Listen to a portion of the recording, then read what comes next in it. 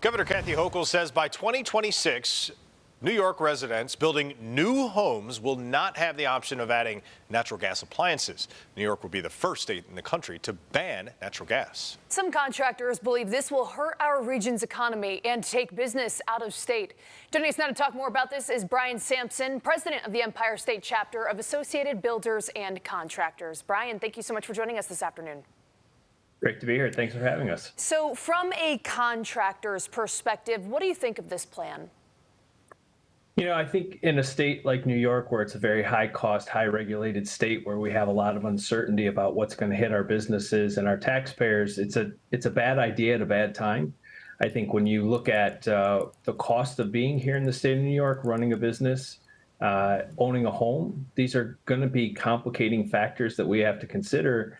From a contractor's perspective, look, we'll adapt to whatever the state has in order for us, but what we have to do is figure out how to encourage businesses and homeowners to stay here rather than discourage them, which a lot of people feel like this bill will do. Brian, I have a feeling that people who are either building homes or have existing homes, they know what the impact is going to be on them come 2026 or 2030, whatever the date is going to be, where they may not be able to have a new gas stove or a new gas furnace. We know that's the impact on them, on the homeowner. But for contractors, what will it require you guys to do? Like you just said, you will pivot with whatever the need is. But how will it impact your day-to-day job?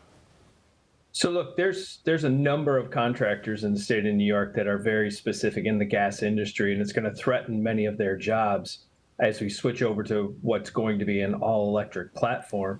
I think from that standpoint, we're looking at probably $25,000 to $30,000 more for the cost of a regular home in order to outfit it with the right appliances and the right fuel. That's going to have an impact with mortgage rates being so high and interest rates being so high. We have great fears that this is going to lead to some instability in the home market, but more importantly in the commercial and industrial sectors where there's very little affordability that's going to come in with this plan when it does hit major construction projects. So there's a concern about what it's going to have on the construction community. So you're saying a typical house, a new build, new construction will be $20,000 to $30,000 more expensive. So what is the homeowner or the person who is building the home left to do? Are they assuming they will recoup that $20,000 to $30,000 on the life of the home using electric appliances instead of gas? But is that actually going to ever be realized? You know, that is the magic question. I mean, I think those that support the plan will tell you that that's exactly what's going to happen. However, you're $25,000 to $30,000 more for that home, plus the mortgage, plus the interest over a 30-year period. That's a lot of money to recoup.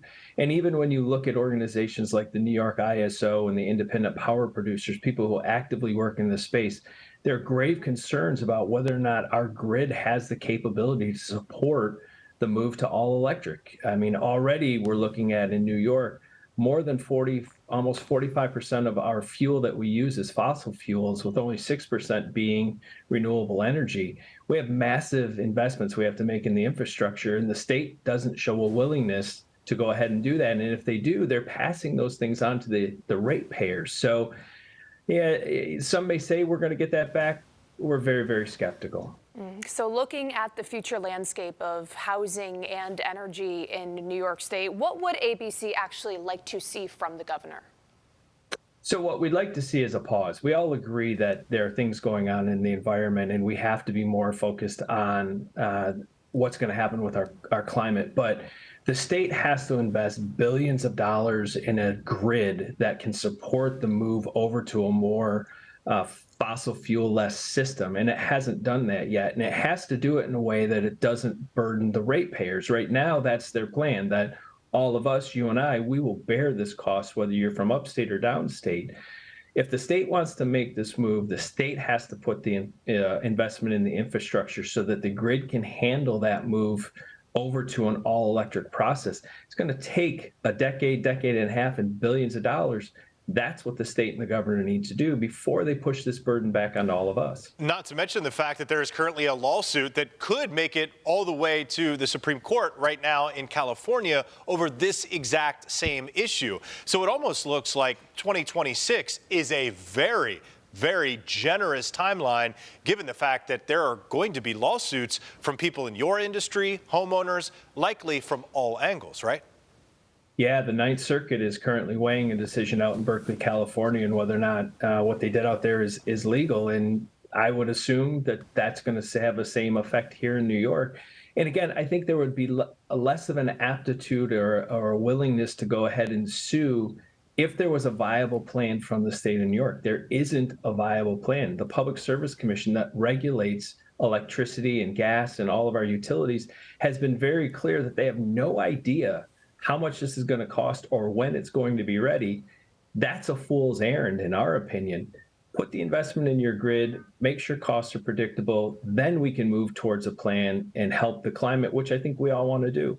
All right, Brian Sampson is the president of the Empire State Chapter of Associated Builders and Contractors. Brian, thanks for joining us this afternoon. Thanks for having us. We appreciate it.